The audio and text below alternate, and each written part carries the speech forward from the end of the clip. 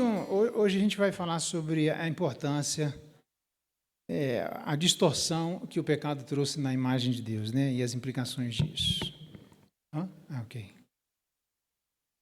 Na verdade, existem várias questões que precisam ser afirmadas. As primeiras delas são que,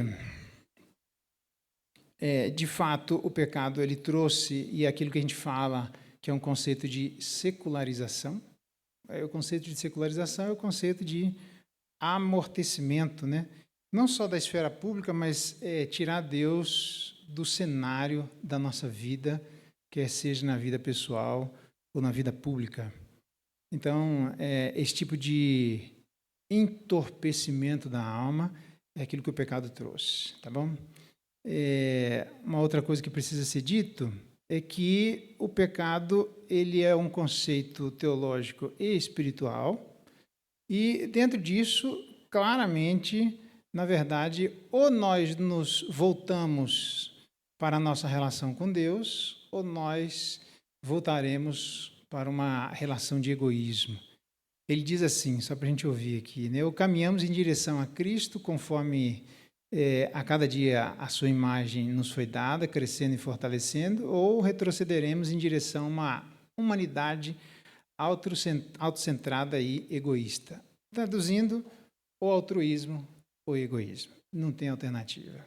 Então, mesmo dentro do cristianismo, pode acontecer, já que Deus não tirou plenamente as coisas dos crentes, ainda está tirando, ele vai terminar de tirar só no último dia. Então, agora a gente vive um processo de limpeza, há uma tensão acontecendo dentro de todos nós, e que essa tensão pode fazer com que a gente, mesmo crentes, viva uma vida egoísta. O egoísmo, o cristianismo não elimina a gente do problema do egoísmo, vai depender da nossa aproximação de Deus ou não, tá? O cristianismo também é espiritual e relacional, obrigatoriamente. O cristianismo é espiritual e relacional. É engraçado porque há pessoas que pensam que o relacionamento é uma ênfase do meu ministério. Tem absolutamente nada. Quem fala isso nem entendeu o cristianismo. Porque, na verdade, o relacionamento, a vida relacional, é alguma coisa própria e exclusiva do cristianismo. Por quê? Por causa de Deus Pai, Filho e Espírito Santo. Existe uma relação, um relacionamento acontecendo na Trindade desde antes do mundo existir. E Jesus Cristo, inclusive, enfatiza isso. Eu espero que onde eu esteja, vocês estejam, para que vocês vejam a glória que eu tinha com o Pai antes da fundação do mundo. Então, há esse aspecto relacional que é essencial, porque Deus Pai, não existe Deus sem relacionamento. É Deus Pai, Filho e Espírito Santo. Então, quando ele cria o ser humano, ele não cria para inventar moda, ele cria para obrigatoriamente para refletir quem ele é. Entre as coisas, o relacionamento. Note que às vezes a gente quer punir alguém, todo o aspecto de individualização e saída da vida coletiva é um aspecto pecaminoso. Você vai se lembrar lá da parábola do filho pródigo, que ele pede o dinheiro para poder, a herança para poder gastar. Na verdade, o correto ali é que a parábola é a parábola dos dois filhos. Um estava perdido fora e o outro estava perdido dentro.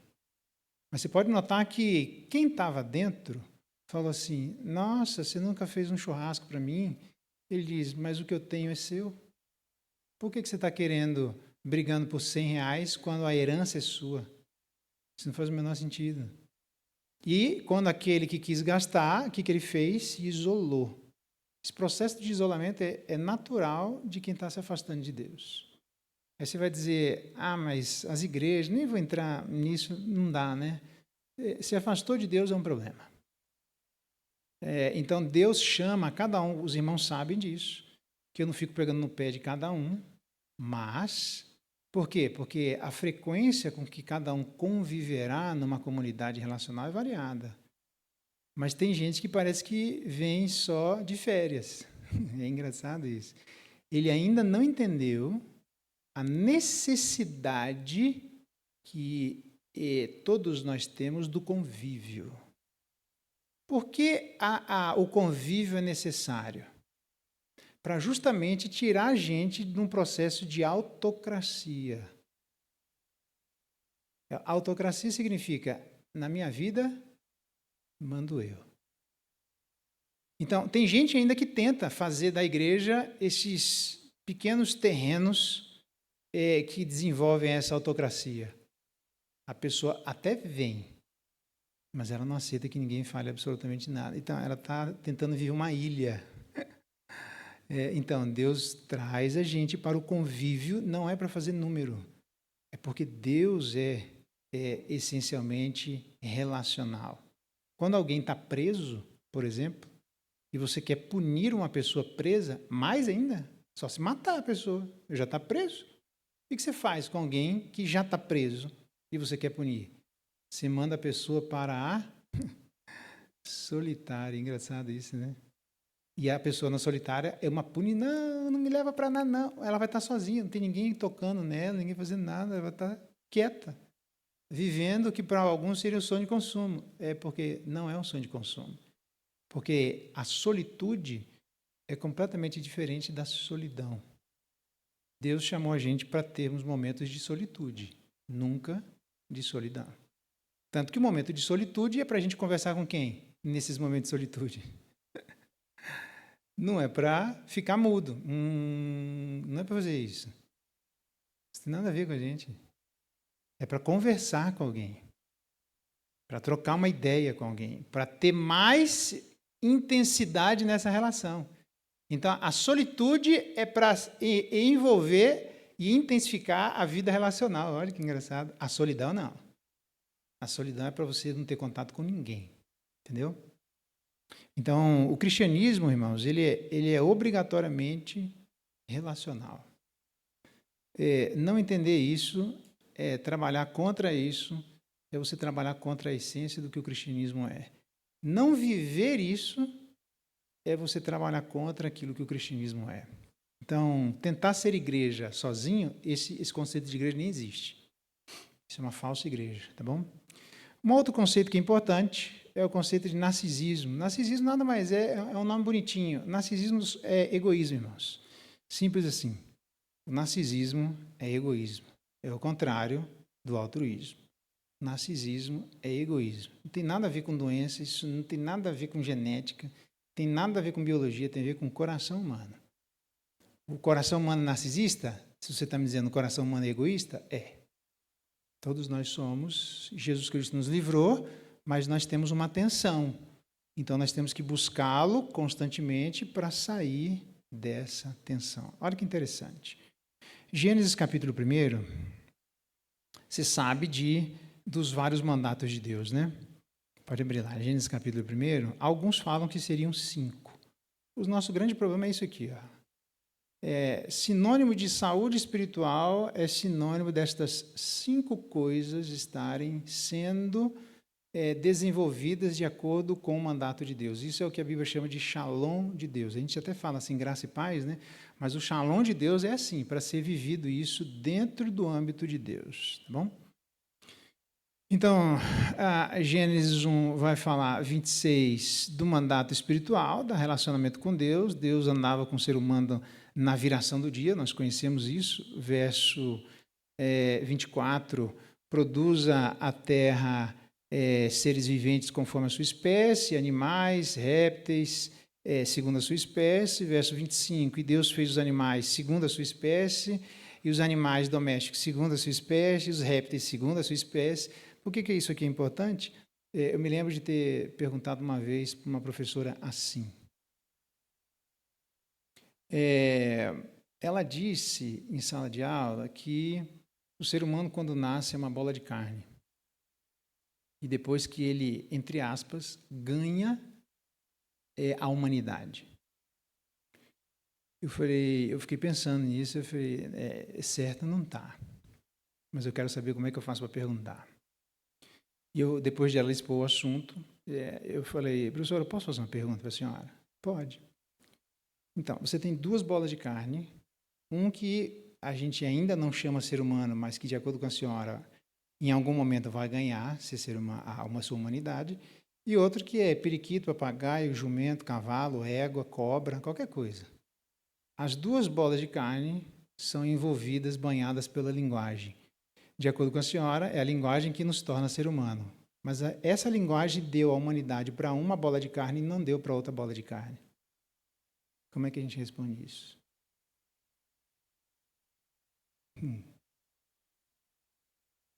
Ela parou, travou, literalmente travou. E eu fiquei quieto, só ouvindo. Aí ela saiu da mesa, veio em direção a mim e disse assim, eu já sei qual é a resposta. Eu falei, qual? Eu estava curioso para saber de verdade. Ela disse assim, é porque são espécies diferentes. Se estivesse num debate, acabou o debate aí. Por quê? Porque quem diz que são espécies diferentes é a Bíblia. É justamente tudo que ela está querendo negar. Ok? Então, por isso que esse texto aqui é importante. Porque você só consegue explicar a diferença das espécies com a criação. Fora da criação é impossível. Muito bem, voltando. Ele disse assim, verso 26, então façamos o homem à nossa imagem, conforme a nossa semelhança. Isso envolve, naturalmente, uma relação do ser humano com Deus. E essa relação, todos nós sabemos que foi quebrada, já que Deus andava com o homem na viração do dia. Veja que interessante que, eu vou explorar um pouco mais isso hoje à noite, né? Se você tivesse uma oportunidade para conversar com Eva, o que você falaria? Nós estamos aqui porque Eva não ouviu seu marido. Ponto. Você vai dizer, mas também Adão não fez o que tinha que fazer. É verdade, eu concordo com você. Ponto. Você tem razão. Mas que ela não ouviu o marido, não ouviu.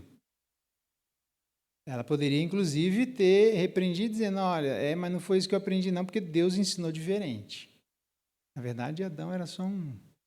Claramente, você não tem nem Adão e nem Eva reclamando, depois da punição, dizendo, agora vocês vão morrer, e Eva, você vai sofrer as dores de parto, Adão, você vai sofrer para ter sustento, e aí eles disserem assim, não, mas se eu soubesse que era assim, o senhor não explicou exatamente, não entendi direito, não estava assim.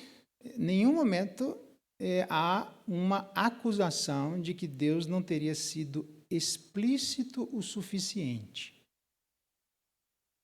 Se ele não tivesse, Deus, sido explícito o suficiente, você pode ter certeza. Adão já falou, foi a mulher que tu me deste, ele já meteu o dedo na cara de Deus. Você imagina se Deus não tivesse sido explícito o suficiente. Com certeza Adão teria sido o primeiro a meter o dedo na cara de Deus. É porque Deus foi claro. A mensagem foi clara. Se comer, morre. Entendeu? Entendeu? Explica isso para sua mulher. E detalhe, não dá para dizer que Eva também aprendeu isso só de Adão, porque Deus conversava na viração do dia com quem? Com os dois. Então, essa conversinha fiada de dizer que Eva não obedeceu a Adão porque Adão não ensinou direito, isso é uma conversinha fiada. Ela perguntasse direto para Deus. E ela, com certeza, aprendeu de Deus. E ela não reclama que Deus ensinou de maneira equivocada. Então, ela pisou na bola. A gente sabe disso. Ok. Mas se a gente estivesse no lugar de Eva, a gente faria diferente? Uma boa pergunta. Eu vou defender hoje a tese de que Adão e Eva, nós temos Cristo, o novo Adão, e a igreja, a nova Eva. Nós somos Eva. Isso. E como Adão supostamente não ensinou direito, não sei exatamente, se fosse ela teria falado. Não foi por falta de conhecimento, os dois sabiam. A pergunta então tá, se a gente quer botar... Eu acho que Adão pisou na bola, né? A Bíblia diz que quando Eva deu o fruto a Adão, depois de ouvir conversar com Satanás, o verbo que aparece lá para deu literalmente esticou o braço. Então, Adão estava onde quando Eva estava conversando com Satanás e Satanás com Eva? Do lado. E não falou nada. Nossa, pelo amor de Deus, mano. Aí você vai dizer, é verdade, pelo amor, que Adão é esse? Então, mas o segundo Adão não é igual ao primeiro Adão.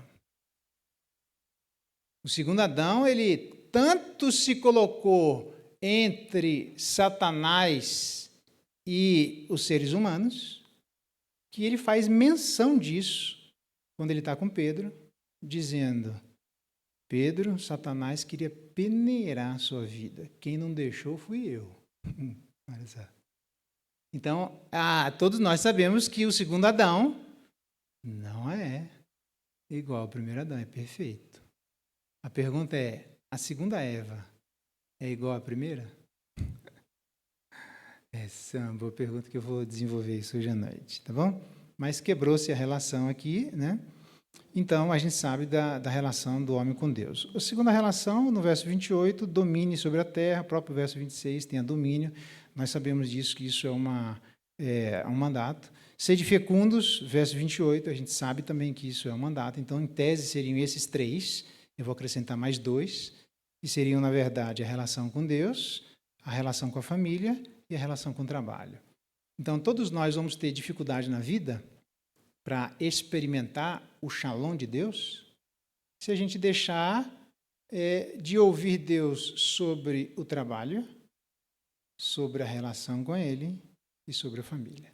É por isso que eu comecei o texto de Jesus Cristo dizendo, mas eu sempre fiz o que agrada a meu Pai. Porque o segundo Adão sempre ouviu o Pai. Não foi na terra, sempre ouviu o Pai. Na terra, nós testemunhamos uma parte de que ele sempre ouviu o Pai, mas Jesus Cristo sempre ouviu o Pai, sempre fez o que lhe agrada. Então, o desafio agora é a segunda Eva de fazer aquilo que o próprio Pai disse que nós deveríamos fazer. Preste atenção, porque este é o meu filho amado, a ele ouvi. Diferentemente da primeira Eva, que não ouviu seu marido, você pode botar a culpa no marido para mim, não tem problema nenhum, eu acho que esse é um problema, mas não é só esse o problema, porque ela também ouviu isso direto de Deus, ok? Mas nós temos um problema, até porque a acusação que Satanás faz não é uma acusação, seu marido ensinou errado, é uma acusação, foi isso que Deus disse? Não foi isso que Deus disse. Como ela tinha acesso a Deus todo dia, ela fala, então só um pouquinho que eu vou perguntar para ele. O SUS, na época, tinha 2 pessoas no planeta Terra. A fila no SUS, Deus não é igual a fila que a gente põe aí e, às vezes, 3 anos depois consegue uma consulta e o cara já até morreu. Deus estava com Adão e Eva todos os dias. Se Eva tinha alguma dúvida sobre o que Satanás estava falando, era só ter perguntado diretamente para Deus. Está vendo só? Então, Eva ouviu? Não. E a segunda Eva? Não sei, está em aberto. A obrigação e a responsabilidade sempre ele deixou absolutamente claro. A ele ouvir. Na verdade, você tem até uma profecia que fala sobre isso, uma profecia tida lá em Deuteronômio, que vai falar sobre Moisés.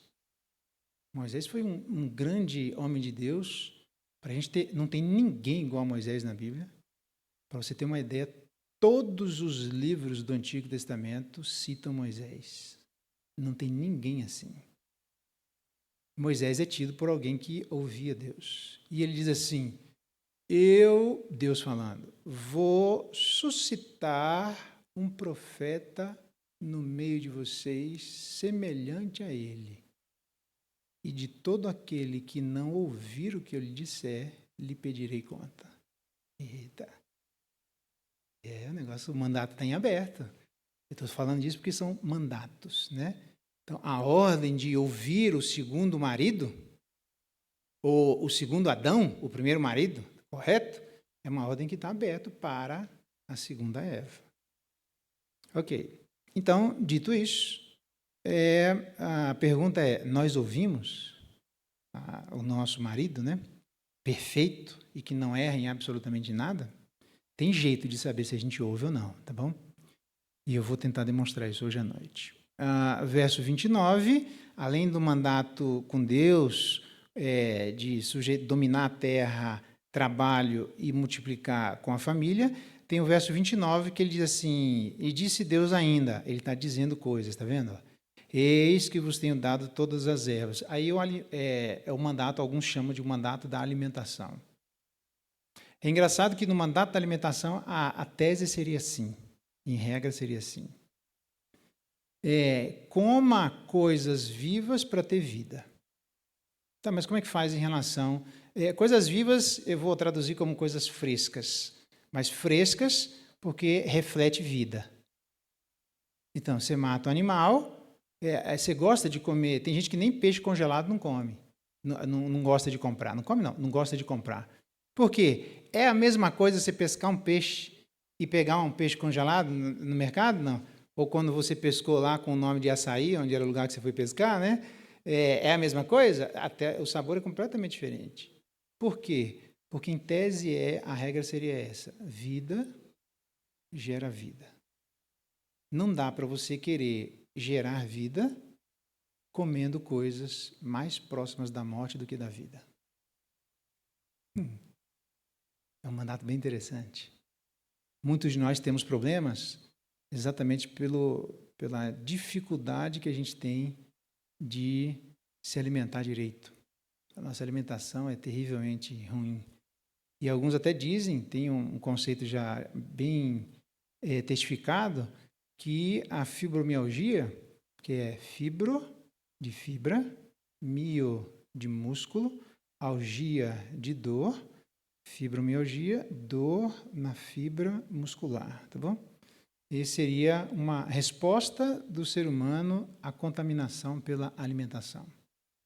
Na história, a gente sabe que as pessoas reviravam no túmulo, eu acho que eu já disse isso aos irmãos, eles colocaram uma corda e deixaram um sino lá de fora, porque se acontecesse de alguém virar depois de enterrada, virava lá dentro, enterrada, mexia no sino, tinha um coveiro, aí que veio um coveiro, e aí o cara ouvia o sino, ia lá desenterrar, e a pessoa literalmente era salva pelo gongo, é daí que vem essa expressão, né? Mas eles não entenderam como é que faz, o que aconteceu com a pessoa que ficou nesse estado. Se lembra disso? Gerações atrás, a galera comia em prato de alumínio. E aí você tinha, à medida que você se contaminava pelo alumínio, a narcolepsia, que é a contaminação pelo alumínio, que você fica no estado que você parece que morreu. Seu corpo precisa de um tempo para poder expelir aquilo. Só que nesse tempo você já foi enterrado. Entendeu? Aí por isso que hoje a galera não come mais em prato de alumínio, porque existe uma contaminação. Eu vou raspar o prato. A gente come em prato de vidro ou de cerâmica para evitar a contaminação. Entendeu? Então, a alimentação, veja, todo mundo já entende hoje que existe uma questão muito forte da contaminação pela má alimentação. Agora, se você raspando o prato contamina a ponto de gerar um problema como esse, você imagina você tomando um leite que, na minha época, você pegava no cara do leite que passava na rua, e se você não chegasse em casa e não botasse no fogão, aí passava a tarde, a mãe vinha e coalhava, azedava o leite lá. Você ligou o leite? Era para ligar. Criançada, né? Não tem juízo nenhum, né? Aí a mãe ficava brava. Por quê? Porque se você não ligasse na hora, ele azedava. Porque o prazo de... E assim, mesmo depois de fervido, era para fazer comida e em 1, 2 dias acabou. Porque em 2 dias, se não usasse, ele azedava também. Hoje você tem um leite que dura... Eu nem estou recebendo nada para falar mal de ninguém. Não é esse o ponto, tá bom? Só estou falando que, de fato, um leite que dura lá 1 ano na prateleira, bicho, alguma coisa tem, né? Que não é só leite. Então, se a gente tinha uma contaminação de raspar um prato de alumínio, você imagina tomando, e eu não estou falando só do leite, a massa de tomate, a massa, Aí essa alimentação gera essa resposta, que seria uma resposta de dor do organismo, tá bom? Então, é isso. E também o descanso. Haja visto que Deus mandou o homem descansar. No descanso, é interessante o descanso que, obrigatoriamente, Deus criou o mundo em 6 dias, descansou no 7º, e são dias de 24 horas sequenciais. Tem nada a ver com a palavra Yom, Yom é dia em hebraico, não tem nada a ver com a palavra Yom, esquece isso aí. Só tem um argumento para a gente poder defender que, de fato, são dias de 24 horas seguidos um do outro. Pergunta, qual? Resposta, Deus disciplinou o seu povo durante o Antigo Testamento inteiro porque não guardou o 7º dia. Se não fossem dias de 24 horas sequenciais, o povo só poderia ter dito assim, não, eu não guardei o 7º dia porque nem cheguei no 7º dia, eu ainda estou no intervalo entre o 1º e o 2º. E Deus não poderia bater no povo de Israel, porque, de fato, o povo de Israel não haveria de ter chegado no 7º dia, e é por isso que, então, que ele não estava quebrando o mandamento, porque é o mandamento do descanso. Então, se você coloca essas 5 coisas, são 5 coisas que, literalmente, servem de problema para o ser humano, que somente na nossa relação com Deus a gente consegue restaurar isso.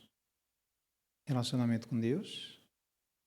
A gente pode transformar, preste bem atenção, a gente pode transformar a relação com Deus em idolatria. Paulo vai dizer lá no Novo Testamento, uns dizem, eu sou de Paulo, a igreja de Corinto, eu de Pedro, eu de Apolo e outros de Cristo. Olha lá. Cristo virou um partido dentro da igreja. Como é que a gente sabia disso? Porque existe aquilo que nós chamamos de 2 categorias na igreja de Corinto, de os denominados fortes e os denominados fracos. Fortes e fracos, uma divisão no meio da igreja. E Paulo disse, se vocês fossem fortes, vocês estavam absorvendo os fracos e abrindo mão de coisas.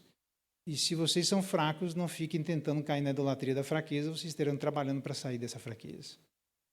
Então, em nome da fortaleza da fraqueza, isso virou uma idolatria e um partidarismo no meio da igreja. Notadamente, não é Cristo que vocês estão aprendendo. Então, veja que a gente pode transformar a nossa relação com Deus em idolatria. Mas é a nossa relação com Deus saudável que deve ser resgatada. Com a relação com Deus saudável, a relação com o trabalho saudável. O trabalho não deve vir no lugar da família, o trabalho não deve vir em lugar da igreja, o trabalho não deve vir em lugar dos filhos, e o trabalho deve vir na nossa vida e não o descanso vir no lugar do trabalho. Porque é para descansar um dia e trabalhar 6. Por quê? Porque sempre teve gente vagabunda no meio da igreja, sempre teve. Isso é tão sério que a Bíblia diz, nem na sua casa receba. E isso não é brincadeira não, tá? E vagabundo eu quero fora, porque contamina. Não é só as más conversações que corrompem os bons costumes, os maus costumes corrompem os bons costumes. Vagabundagem pega. Onde você vê, mano, eu tenho que trabalhar, eu vou descansar. Puxa, por que eu não estou descansando? Deus é injusto. Devia ter me dado mais para eu descansar mais. E aí começa, velho. Quando você vê, dentro da igreja tem vários, assim. Sempre teve. Então, trabalho saudável. O trabalho deve vir no lugar do trabalho. Ponto. Ele não deve ser vagabundo, mas também ele não deve ser workaholic. E nem só trabalhar direitinho o trabalho só para mim. Porque aquele que roubava, pare de roubar, fazendo com as próprias mãos, trabalhando, para que tenha com que acudir ao necessitado. Olha que interessante. O trabalho nunca foi só para mim. O dinheiro do trabalho nunca foi só para mim. Aquilo que eu usufruo do trabalho, Deus já dá a mais, porque Ele está pensando que através de mim outras pessoas virão. Então, o trabalho correto, a vida com Deus correta, a vida familiar, nem falo, né? A vida familiar correta.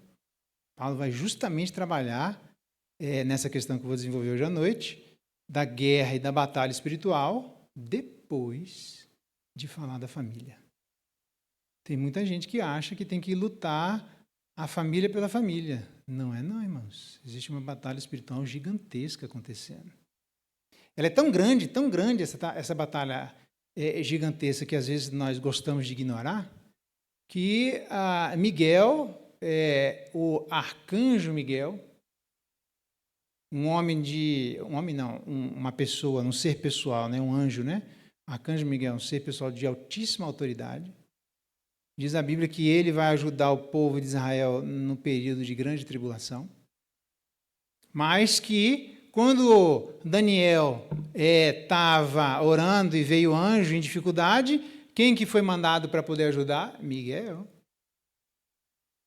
Quem que batalhou pelo corpo de Jesus Cristo? Miguel. Ixi, Miguel eu que não quero ter um desses contra mim, velho. É o poderoso, entendeu? Então, veja que ele está batalhando em favor do povo de Israel, em favor da igreja. E ele é chamado de... Deixa eu ver o nome que é dado para ele aqui. É um nome interessante. Diz assim, ó... o grande príncipe é um dos nomes do Miguel. O grande príncipe. Ixi. Então, Miguel, que é um baita de um anjo, um arcanjo, com tremenda de uma autoridade, e ainda assim ele está lutando em favor do povo de Israel. Então, existe uma batalha dantesca acontecendo. Que quando estava a vida de Daniel, estava para ir para lá, ele diz, por que você demorou? Porque eu estava batalhando. Daniel não viu a batalha que estava acontecendo em favor da igreja. Olha que interessante. Então, é ingênuo aquele camarada que acha que ele vai lutar pelo casamento, pelo filho, pelos irmãos, pura e simplesmente porque o casamento é uma coisa linda. Não, irmãos? Porque os anjos malignos estão contra o casamento. Os anjos malignos são contra a sua família. Os anjos malignos são contra seus filhos. Os anjos malignos são contra a sua esposa. E os anjos malignos são contra seu marido. Deixa eu fazer uma pergunta simples assim. A gente ora, quando a gente ora, pedindo a Deus assim, Senhor, abençoa essa semana e livra a Luzinete dos ataques de Satanás, porque os anjos malignos vão querer cair matando em cima dela. Isso é uma demonstração de secularização. Vir na igreja virou só um número, só um serviço. A gente não tem a menor ideia de que existem coisas espirituais acontecendo, que envolve, entre outras coisas, o nosso trabalho e a nossa família. Quais são os dois mandatos? Do trabalho e da família. E Satanás vai querer ir contra os dois. A gente tem que orar por isso. Tá? A quarta coisa, a alimentação. Tem que orar. Eu não vou fazer alimentação para minha família porque eu não sou escravo da minha família. Ô, marido, eu também não vou fazer, na minha boca mando eu como que eu quiser. É uma coisa bem esquisita isso. Eu não estou falando o que você deve comer, eu só estou dizendo que a gente deve prestar atenção na alimentação e não é por causa do outro. É por causa do outro. Porque Deus disse, tem um jeito para comer. Tem um jeito para se alimentar. Então é por causa de modinha, porque o pessoal está se preocupando. Não. É porque eu tenho uma relação com Deus, eu preciso me preocupar com que não é só o que eu ponho na boca. Mateus vai dizer, cuidado com os seus olhos. Porque os olhos são a luz do corpo. Dependendo do que nós colocamos nos olhos, se forem luz, que grande iluminação será. Se for em escuridão, que grandes trevas viveremos. Então, eu tenho que me preocupar com o que entra pelos meus olhos. Eu tenho que preocupar a má conversação, Satanás, no ouvido de Eva, com quem eu ouço. E eu tenho que me preocupar com aquilo que eu como. É engraçado que, malemar, a gente se preocupa um pouco com aquilo que a gente vê, mas ouve qualquer coisa, sem filtro algum, e come qualquer coisa sem filtro algum. E aí não sabe porque a gente não experimenta o shalom de Deus. Porque a gente não está prestando atenção nos olhos, nos ouvidos e na boca. Provérbios capítulo 6, abra lá. Olha que interessante.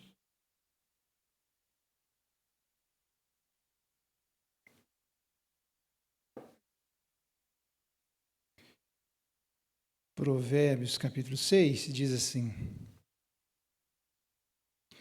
verso 12. Eu quero que você veja o geral quando ele fala assim, o homem de Belial, aqui é um palavrão, tá? O homem vil é o homem de Belial, ele está falando a mesma coisa duas vezes, tá bom? Ele anda com a perversidade na boca, acena com os olhos, verso 13, arranha com os pés, faz sinais com os dedos, no seu coração tem perversidade, o tempo todo maquina o mal, semeando contendas pela fala, pelo que a sua destruição virá repentinamente e subitamente será quebrantado sem que haja cura. Essa expressão aqui vai aparecer lá em Provérbios, capítulo 29, verso 1. Ai daquele que, depois de repreendido muitas vezes, endurece a cerviz. Este homem será quebrantado de repente, sem que haja cura. Então, Provérbios ensina a teologia da não cura. E quando é que vem a teologia da não cura? Com a cerviz dura. A gente não ouve o nosso marido. A gente não ouve o nosso noivo, que é perfeito em tudo que fala. Se ele é perfeito em tudo que fala, por que eu não sou perfeito em ouvir? Olha lá. Porque existe perversidade nos meus ouvidos. Ok? 6 coisas, verso 16, o Senhor aborrece e a 7ª ele abomina. Olhos altivos, língua mentirosa, mãos que derramam sangue inocente, coração que trama projetos iníquos, pés que se apressam a correr para o mal, testemunha falsa que profere mentiras e a 7ª, o que semeia contenda entre irmãos. Então veja que basicamente, se você grifar aí, você vai ver que ele anda com a boca, os olhos, os dedos, o coração e semeando. É, na verdade, aquilo que ele faz com o corpo. Verso 17, os olhos, a língua, as mãos e os pés. É aquilo que faz com o corpo, tá vendo? Então, a gente tem que tomar cuidado com aquilo que a gente faz com o nosso corpo, para nós não imitarmos aquele que seria retratado como o homem de Belial, que é o próprio Satanás, mas imitarmos aquele que veio do céu, que é o homem de Nazaré.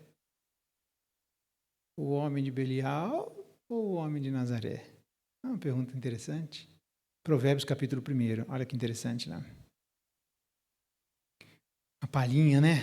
Para quem veio.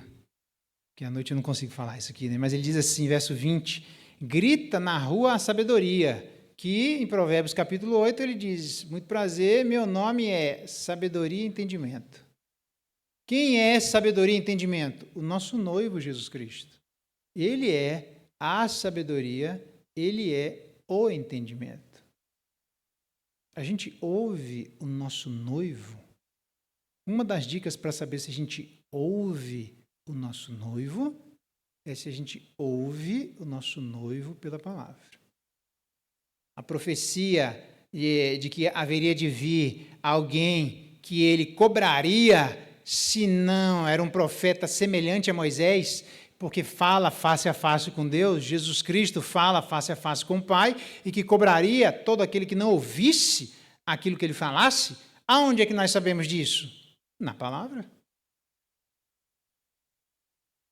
Aonde é que nós sabemos que o povo de Israel se ensurdeceu em seus ouvidos? Em Zacarias, na palavra. Aonde é que nós sabemos que o povo está sendo destruído porque lhe falta conhecimento? Porque Deus revela a sua vontade proposicional, registrando-a na palavra. Por isso que no Novo Testamento ele diz que o homem de Deus, ele deve manejar bem a palavra da verdade. E ele não deve ter do que se envergonhar. Porque a palavra é a voz de Deus. É por isso que em Efésios, que fala da luta espiritual, ele vai justamente falar disso, que uma das armas que nós temos é a palavra, que é a espada do Espírito. O Espírito Santo usa a palavra para nos defender e para atacar, porque uma espada serve para se defender e para atacar. Tem gente que malmente consegue se defender, que dirá atacar. Nossa, velho. Por quê? Porque não conhece nada da palavra. Aí eu te pergunto, você está ouvindo a voz do noivo? Só dá para ouvir a voz do noivo pela palavra, irmão. Claramente a gente percebe, sem dúvida alguma, posso colocar sobre a mesa, eu queria que você colocasse sobre a mesa as dificuldades que nós temos, se elas passam pelo filtro da palavra. Tudo aquilo que é justo, tudo aquilo que é puro, tudo aquilo que é amável, tudo aquilo que é de boa fama, se alguma virtude há, se algum louvor existe, seja isso o que ocupe o vosso pensamento. Eu estou pensando assim, tem louvor nisso? Tem virtude? Não, tira isso, irmão. Não consigo. Fala com Deus que Ele tira. As nossas lutas na igreja presbiteriana do Cruzeiro, eu estou falando aqui, então tem que falar aqui. Eu falaria em outro lugar. Só serão vencidas se a gente, como segunda Eva, se portar diferente da primeira Eva. Se a gente for igualzinha à primeira Eva, acho que o Deus perfeito que fala com você mentiu para você. Não é que eu sabia que tinha alguma coisa errada, velho? Caraca, Eva, sério mesmo? Você não vai dar nem o benefício da dúvida e perguntar na cara de Deus? Vai ser covarde assim no quinto dos infernos, rapaz. Você não deu nem o benefício da dúvida. Deus, é isso que dizer mesmo? Você pode explicar se é isso mesmo?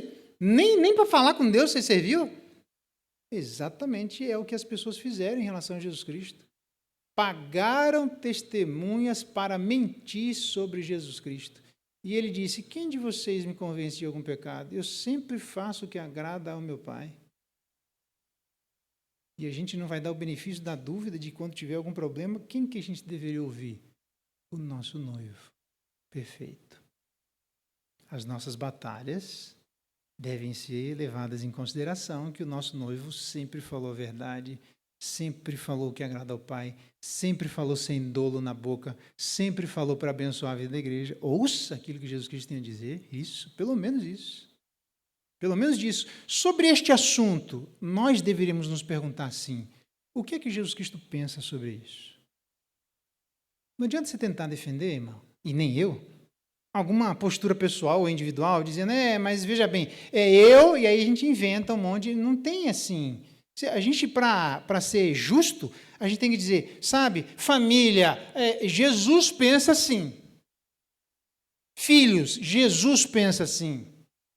Maridagem e esposagem, Jesus pensa desse jeito. O problema é que a gente não faz essa pergunta. A gente está igual a Eva, e aí fica tentando inventar, aí vai ter problema. O shalom de Deus não vai acontecer para aqueles que não ouvem a Jesus Cristo.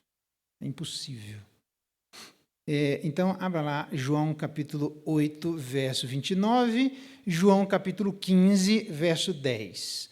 João capítulo 8, verso 29, para não dizer que eu estou inventando, o capítulo 8, verso 29 diz, eu sempre faço o que lhe agrada. Capítulo 8, verso 46, qual de vocês me convence de algum pecado? Capítulo 15, verso 10, diz assim, eu tenho obedecido aos mandamentos de meu Pai, e em seu amor permaneço. E João, capítulo 18, abra lá, verso 38. Por várias vezes, um ímpio diz sobre Jesus Cristo. Ixi, era só uma vírgula para achar coisa de errado em Jesus Cristo, o cara tinha dado um pé no peito dele. Qual de vocês me convenceu com pecado? Ninguém. Sempre faço o que agrada a meu Pai, no ponto de vista de que a conjugação, melhor dizendo, verbal, ali é de uma conjugação demonstrando que Jesus Cristo fez e continua fazendo. Ok? Capítulo 15, verso 10, Jesus Cristo diz, tenho obedecido aos mandamentos de meu Pai e em seu amor permaneço. Agora, João 18, 38, que é repetido, diz assim, não acho nele motivo algum de acusação. Está lendo direitinho? João 18. Interessante, velho. Verso 38. Perguntou-lhe Pilatos, que é a verdade? Tendo dito isto, voltou aos judeus, Pilatos, e lhes disse, eu não acho nele crime algum. E ele repete isso, e manda, os caras mandam chibatar Jesus Cristo, e Pilatos vem no capítulo 19, verso 4, e diz assim, outra vez saiu Pilatos, e depois de Jesus Cristo apanhar, eis que eu vos apresento para que saibais que eu não acho nele crime algum. Aí depois de novo, e os caras crucificam, arrepia com Jesus Cristo. Verso 6, ao verem-no os principais sacerdotes e os seus guardas, gritaram, crucifica-o, crucifica-o. E disse-lhes Pilatos, tomai-o vós outros e crucificai-o. Eu é que não vou fazer, porque eu não acho nele crime algum. Se fosse para achar, tinha enfiado dedo na cara na hora, mano. Foi tão assim que a mulher de Pilatos se aproxima de Pilatos e diz assim, viu? Deixa esse cara em paz, porque na última noite não mexa com ele, porque eu muito sofri em sonho por causa dele. O testemunho de Pilatos e sua mulher, que não tinha nada de errado em Jesus Cristo. E entre as coisas que não tinha de errado Jesus Cristo ouvia ao Pai. E o Pai disse, é bom ouvir Jesus Cristo, porque aquele que não ouviu Jesus Cristo eu vou pedir conta. Como é que eu e você somos diferentes da primeira Eva? Se a gente ouve ou tem interesse em ouvir a voz de Jesus registrada na palavra. Alguém que diz que ouve Jesus Cristo e não conhece nada da palavra, demonstra claramente que só fala uma coisa, mas faz outra. A gente pode até ter dificuldade para entender a palavra. Quando a gente tem dificuldade, o que a gente faz? Procura ajuda. A pergunta é, se a voz de Jesus Cristo é tão importante assim, porque ele é o nosso noivo, o nosso segundo Adão, perfeito, sempre fez todas as coisas perfeitas, ele disse isso sobre ele e Pilatos disse isso sobre ele, a mulher de Pilatos fala isso sobre ele, todo mundo está falando isso sobre Jesus Cristo. Caraca, velho, eu não entendi, mas eu quero tanto entender qual é a palavra do meu noivo. Você pode explicar para mim? Você já foi para alguém para tentar entender qual é a vontade e qual é a palavra do noivo para você? Porque se a gente não faz isso, a gente é igualzinho à primeira Eva. Porque a primeira Eva ignorou de cara, nem perguntou o que o pai de fato tinha dito. Tem muita gente na igreja exatamente do mesmo jeito. Você percebe um desinteresse absoluto da pessoa por ouvir o seu noivo. Porque nós somos a noiva e ele o noivo. Nós deveríamos ter interesse em ouvir a voz do noivo. Noivo, o que o senhor me diz sobre isso? Eu estou tendo dificuldade com meu filho, né? Muitos de nós temos dificuldade com os filhos, sei lá. Estou tendo dificuldade no trabalho, não estou conseguindo dormir. Será que o senhor pode me ajudar? O que o senhor acha disso? Qual que é a sua versão dessa história? Como é que você sabe que o que você está falando é a versão dele? Caraca, pelo menos põe na mesa, velho. Pelo menos tenta. Pelo menos finge que está tentando. Porque sem tentar você descartar, nossa, é muito estranho. Então, aquilo que aconteceu com Eva é a mesma coisa que acontece conosco. Igualzinho. Satanás tentou Eva. Satanás vai tentar Eva. Eu vou explicar hoje à noite quais são as formas dele fazer isso, tá bom? Mateus capítulo 27, verso 17, abra lá. Chegando ao final aqui. Mateus 27, meu desejo é que a gente ouça a voz do noivo. Hoje à noite eu vou pregar sobre Jesus, o novo Adão, a igreja, a nova Eva. E não é igual que diz aquela música lá, minha pequena Eva, né? Não é pequena Eva, não, é grande Eva, irmão. Tá? E a gente deve ouvir essa nossa Eva. Mateus capítulo 27, verso 17, diz assim, ó. Estando, portanto, o povo reunido, perguntou-lhes Pilatos, a quem quereis que eu vos solte, Barrabás ou a Jesus chamado Cristo? Porque sabia que por inveja tinha entregado Jesus. Até Pilatos conseguiu reconhecer que a motivação da liderança religiosa era inveja. Uma das obras da carne, tem outras. As obras da carne tem várias lá. Inveja, glutonaria, bebedice, tem várias que ele vai colocando lá. Ciúmes, contenda, litígio, tá? Porfia, tem várias obras da carne. Uma delas foi a que estava em evidência, que até um ímpio conseguiu perceber que, caraca, vocês estão com inveja de Jesus Cristo. E o que é inveja, por definição? Não é que eu quero que o outro tem. Inveja não é isso. Interessante. Eu quero o que o outro tem, sem trabalhar como ele trabalhou para ter, e quando eu tiver, eu quero que ele não tenha. Porque não é que eu aceito que eu tenha, eu não aceito que ele tenha. Então, eu quero que saia dele, entre em mim e ele murche na minha frente. Porque eu não admito que alguém tenha aquilo que ele tem. Irmão, se você não admite que alguém tenha comunhão com Deus, tenha comunhão com Deus. Deus, por acaso, está fechado para alguém? Deus está acessível a todo aquele que clamar e buscar, de acordo com Hebreus, encontrará no trono de graça compaixão. É só fazer o quê? É só pedir, é só trabalhar, é só se relacionar, é simples assim. O nosso noivo está acessível à sua noiva. O noivo está aberto à sua noiva. E eu fico a imaginar o que é que acontece quando Tiago, meio-irmão de Jesus Cristo, diz que nós não temos porque não pedimos para esbanjar e não temos porque não pedimos. Você já imaginou a gente chegar no céu e descobrir o tanto de coisa que estava à disposição e Deus não deu porque a gente não pediu? Aí você vai dizer assim, mas se estava em Deus, por que ele não deu? Simplesmente dá, independentemente de eu pedir. Não, irmão, aí você está querendo mandar em Deus, esse é o problema. Não adianta você matar uma galinha preta, jogar 3 de dinheiro aqui no gasofilácio e querer mandar em Deus. Deus não está acessível assim. Ele diz, peça. Ou, na minha linguagem, pida. Isso. E eu respondo, pido. É assim, né, o verbo.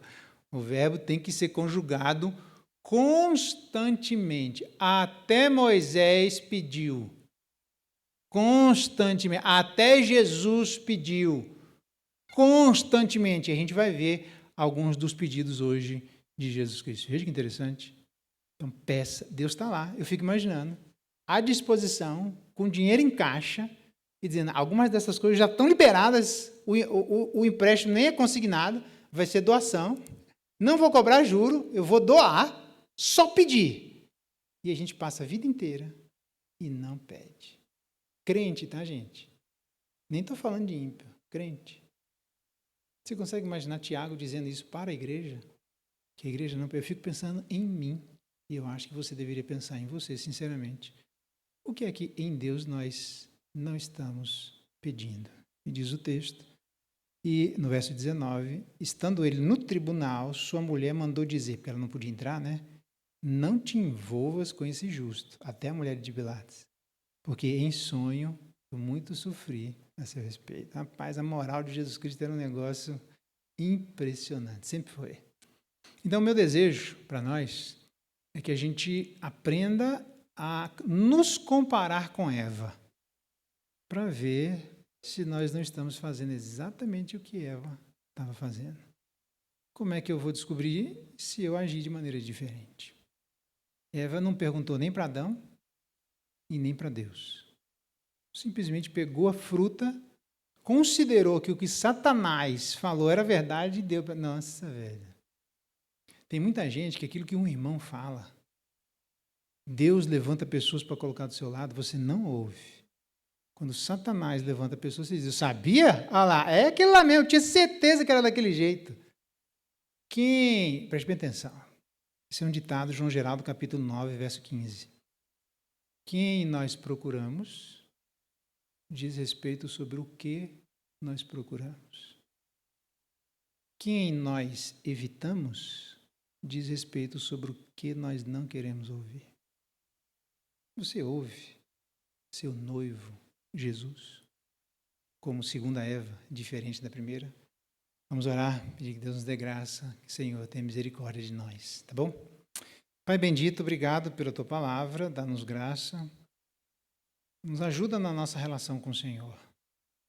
Nos ajuda, Deus, no trabalho, nos ajuda na família, nos ajuda na alimentação e nos ajuda no descanso, para que possamos experimentar o Shalom celestial. Que o Senhor nos despeça na Tua paz e de maneira diferente de Eva, completamente diferente, possamos abrir os nossos ouvidos para ouvir aquele que é totalmente diferente do primeiro Adão. É o segundo Adão, perfeito, o nosso noivo que está à nossa disposição e que o Senhor mesmo, Pai, nos advertiu que espera que toda a sua igreja ouça a Jesus Cristo.